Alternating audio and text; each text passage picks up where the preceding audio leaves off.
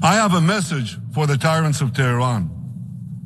If you strike us, we will strike you. There is no place.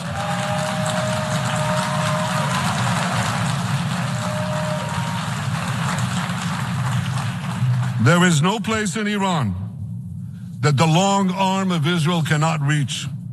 And that's true of the entire Middle East. Israeli Prime Minister Benjamin Netanyahu, obviously in that video, was speaking to the General Assembly of the UN earlier today. He was addressing in that video, obviously Iran, whose diplomats were not there. Of course, while he's addressing Iran, they were launching attacks in Lebanon, which we will be, of course, discussing in great detail later on in this episode of the show. But we want to give you a little bit more of his remarks where that topic actually did come up.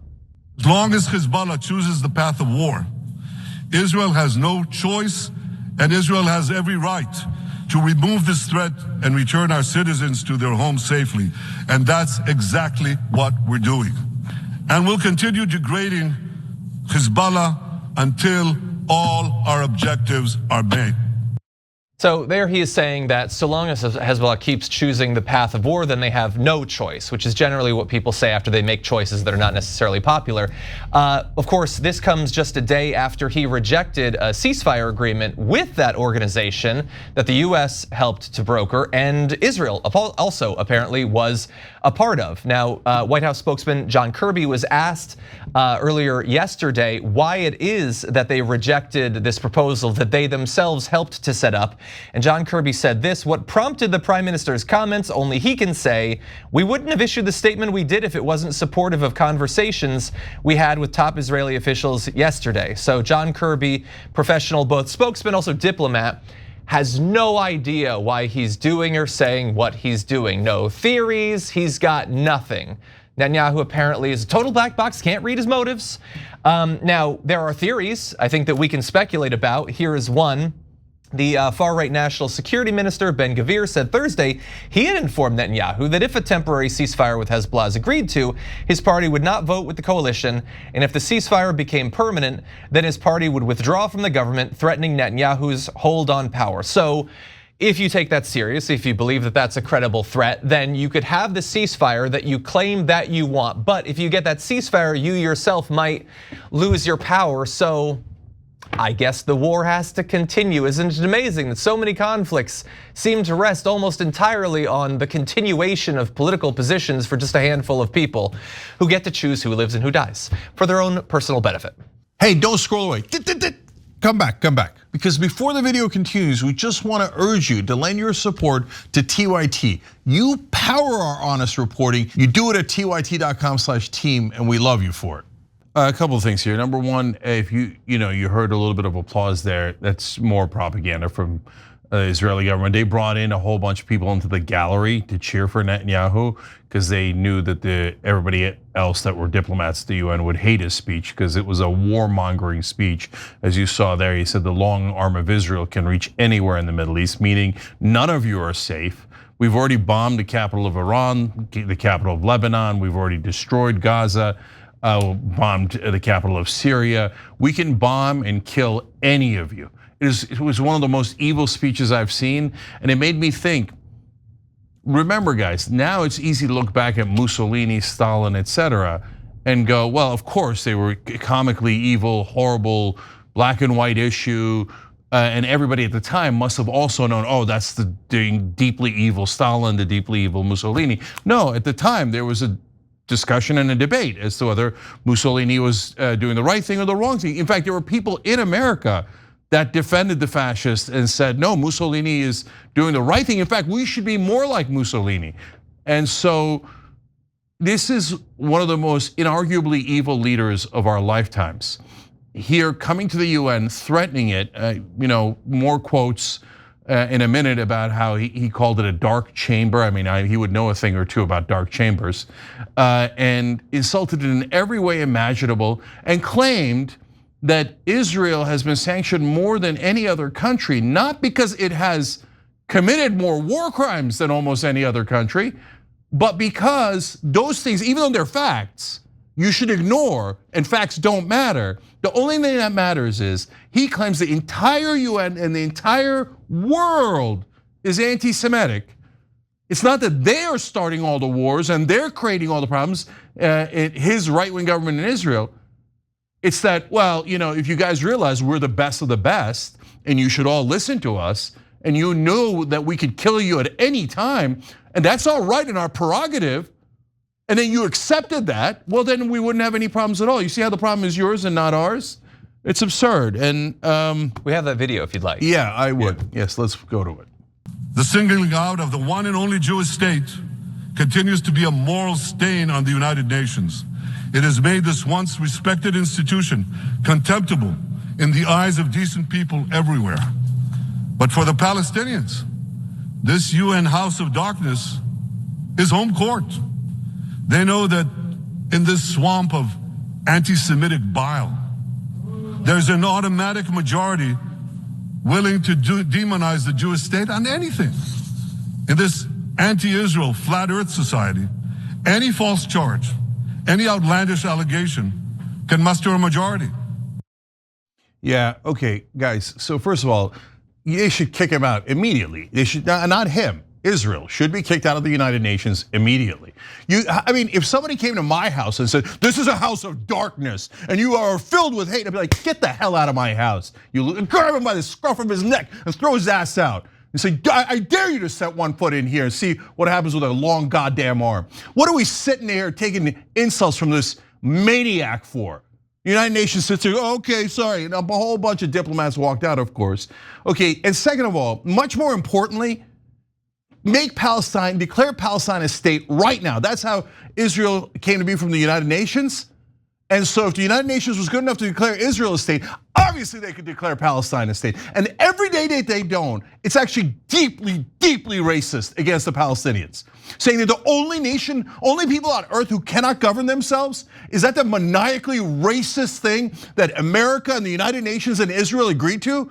And the fact is, yes, Israel and America are that deeply racist against Palestinians, Muslims, etc. You can't govern yourself, you're savages. That is the most obviously racist thing I have ever seen. And this piece of crap has the audacity to talk about how the world is anti-Semitic because he's trying to start the biggest war in the Middle East that we've seen in our lifetimes. And of course, what's he gonna do? He's gonna come back and go, now I demand that America pay for it and America fight it. I order you to do it. And by the way, you're in a house of darkness. And of course, he attacked progressives and said that we're in league with Iran. You don't come to America and tell us that our citizens are terrorists and you're the good guy that starting a giant war that we have to pay for. Look, I'm done with Netanyahu. Any decent human being would be done with Netanyahu. And the fact that our government, both Republicans and Democrats, fawn over him and serve him slavishly, it's disgusting and it's humiliating to America and to all of its citizens. So no, I do not agree to any lie from the American media or from the American government about how this is the moral army that has murdered tens of thousands of women and children in Gaza, that just murdered 600 people in the middle of Beirut, and then is going to pretend, oh, we didn't start the war. What do you mean? He's trying to kill every leader of Hezbollah. Okay, now in America, you all believe, okay, oh, I heard from Dana Bash and Jake Tapper, Hezbollah, terrorist, evil, murder them. Okay, all right. Now, why are they terrorists? Because they have killed civilians. We agree. So now Israel has killed far more civilians, 10 times, 20 times, 30, 40 times more than Hamas, than Hezbollah. So do we agree on the word terrorist? If we do, then Netanyahu is 40 times a terrorist than Hamas and Hezbollah. So if Hezbollah killed Netanyahu, would we say, oh yeah, that's normal? So when Israel was trying to kill Nasrallah, that's totally normal. When Israel tried to kill every Hamas leader, that's normal. So if they kill Israeli leaders in their entire cabinet, just like Israel's doing right now, that should be normal, right? No, American media will say, dirty, Muslim, savage, terrorist, right? When Israel does it, they're like, moral army, great, wonderful, here's money, here's 26 billion. Americans, shut up and give them more money. 26 billion isn't enough. They said 8.7 billion to this monster, this fascist, evil terrorist just yesterday. I'm sick of it. How many more people is he going to murder with our money? Those are facts. So Really no, quick. I know. Yeah. Don't say it. Yeah. Don't say it, because you're not allowed to criticize Israel. You can criticize everyone else on the planet, but the special, amazing ally that is so moral that he can kill stadiums full of children, we're not allowed to criticize because of freedom of speech, because we're a free country. Does it look like we're free? We're paying for his war crimes, and I'm sick of it. JR. Yeah, as we're looking at the language that he was using as he's speaking to the UN, when you come in with that kind of language and you're that aggressive and names are getting called, anti-Semitic bile that flows from this place, what's the purpose? This would always have to ask. So what is the objective here? Just like these bombing campaigns, what's the purpose? They say it's to target this particular leader, but then they take out 6 buildings and there's 300, 500 people dead the other day, and then now counting the dead right now and injured as we go through all this. So, and even sending out pictures of the moment that he called in the attack. It's a very dramatic process, but it's to make sure that it promotes him. The whole purpose of this, and the reasons why, again, also as you're talking about, our government and many of our leaders are supporting all this is because it's based in politics. Politics is the controlling power that comes with it. He got the warning from other folks in the far right aspects of his government. Yo, we're not gonna support you if you don't continue to do what we want you to do. It's all based in politics. If you turn, if you're some kind of way as an American politician, a congressperson, senator, governor, anybody wants to say something that will get out of the normal process of what Americans may think of the right way to go about this, your political career is in danger. So we're dealing with politicians. It's like, if your profession is to be an engineer and then you can't be an engineer anymore because you have a thought about something or you see reality for what it is, you don't want to lose your job. And that's across all of these, from international leaders to our leaders. And they're using those positions of politics to get what they want from whichever aspect it is, from Netanyahu to people that also tell him what to do as well.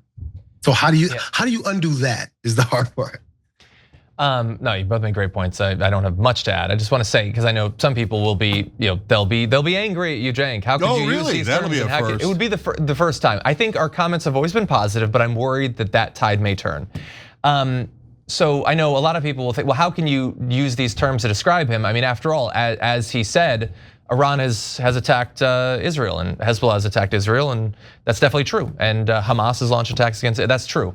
That's true. And every single leader has always had some justification for the wars that they start. That's not new. That's not unique. That's not special. That's not interesting. That's not brave. That's exactly how it always works every single time. And what you were saying about, how we get to the point of deciding, is this group terrorist, is this country terrorist, and all that.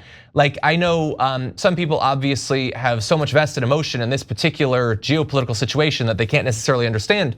But like, think about, when we were attacked, 9/11, and then we invaded not even the countries that did it, but other countries, and killed hundreds of thousands of civilians. We're not terrorists.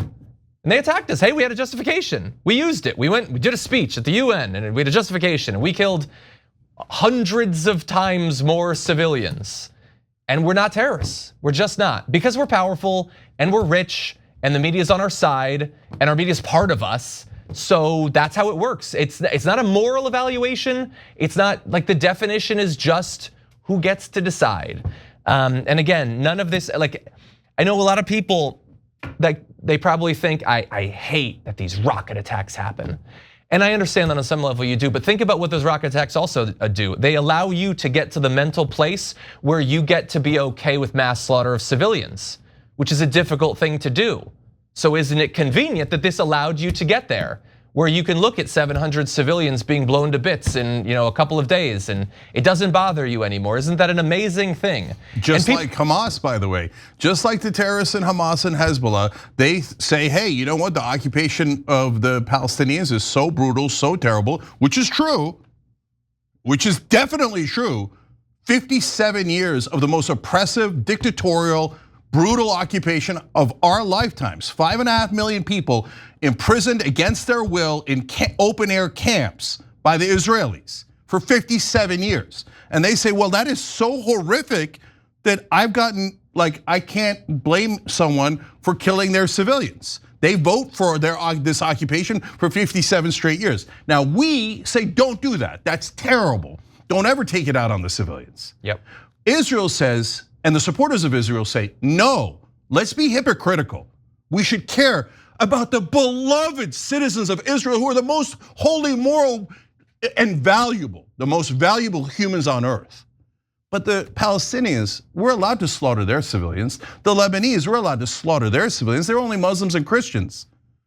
They're not important at all. Their lives are not valuable, and I'm okay with it. And I've gotten used to, as John was saying, I've gotten used to Israel gets to murder as many civilians as they like and call it self-defense, hiding behind human shields, is exactly what Hamas and Hezbollah say. Yeah. They go, well, we had to attack their civilians because they're the ones that they're hiding behind their civilians. Oh, we're a democracy, we get to be dictators of you, but we're a democracy, we're hiding behind our civilians. Now, I don't agree with Hamas, Hezbollah, or Israel. Stop murdering the civilians. But no, but guys, here's the thing that you don't understand. Sorry I interrupted, John. But guys, they're like, oh, why don't you condemn Hezbollah? Well, first of all, I don't know how many times I have to do it. I did it like 8 times in this segment, right?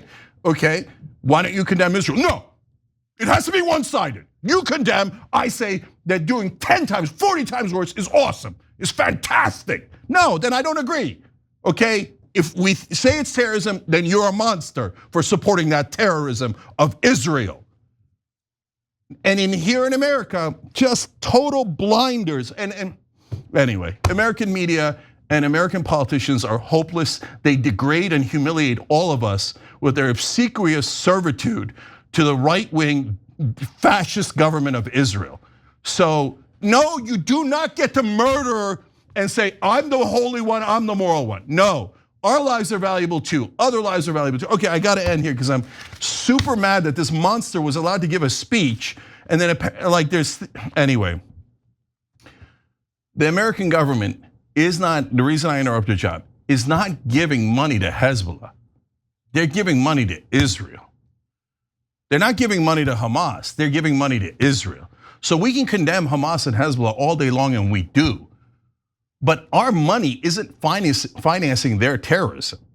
But our money is financing Israel's terrorism.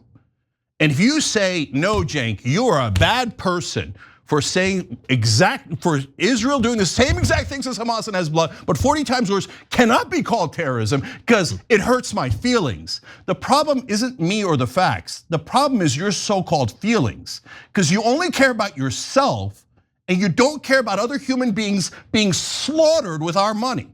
And then you go, no, my feelings are more important than their children's lives. No, they're not. And I'm never gonna let you get away with saying that. So this monster Netanyahu should be condemned by every decent, moral human being. He's the worst of us, and I cannot believe that my money went to that monster because of the historic piece of crap, evil failure, Joe Biden. Joe Biden is not a sweet man. Joe Biden is a man who funds genocide, lies about it, and lets this guy, one of the most evil men of our lifetimes, run US policy. A foreign leader runs US policy. Now here, guys, last thing. I do predictions on the show. Why? Because I show you how the system works so that you can see it for yourself. So if I'm wrong about all this, then I'll be wrong about this prediction because it's in the future.